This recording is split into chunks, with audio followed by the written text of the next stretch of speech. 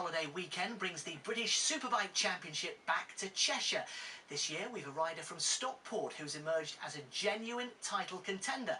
Chris Hall went to meet Christian Idden at his home circuit of Alton Park. It's only his second season in Superbikes and he's already a major challenger.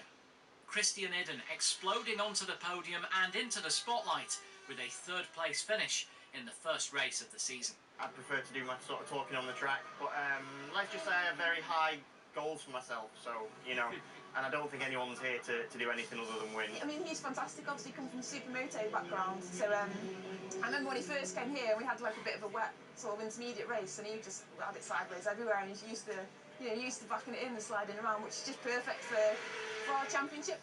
This is only like 30 odd minutes from my house, so we're nice and local. In fact, the plan is probably just I'll cycle up here on, before race day. And does that mean that after you finish, you'll get back on your bike and cycle home again?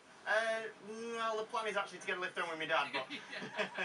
It's a passion that runs in the family. Christian's dad, Paul, was a superbike rider in the 70s and 80s. My dad was second in the World Championship, and in Supermoto I ended up third in the World Championship, and...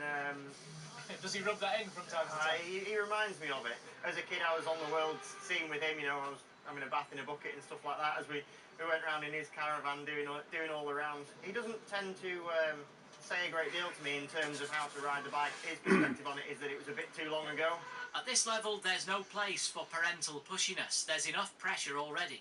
Well, just to get across the danger that's involved in superbikes, we've come to an area of the track known as Cascades. The bikers approach this corner at about 90 miles an hour, hence the rather large gravel trap and the 3 or 4 rows of tyres. But sometimes even that's not enough, and bikes have been known to come over the top and land in that lake there. And if you think that makes the riders brave, what about the people who have to stand in front of them? A couple of years ago, Robin Arms had come down on a bike, dug in.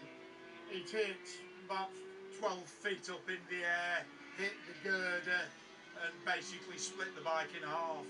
No wonder then that the riders need a little bravery boost.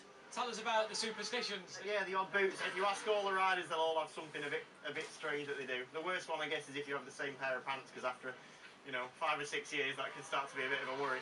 If he can win on his home circuit, he may have to adopt a few more odd habits.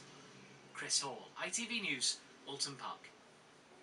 Yeah, great talent. Remember the name. Yeah. Christian Idden.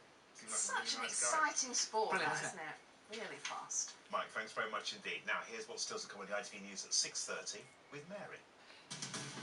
Ken Livingstone is suspended from the Labour Party in a row over anti-Semitism.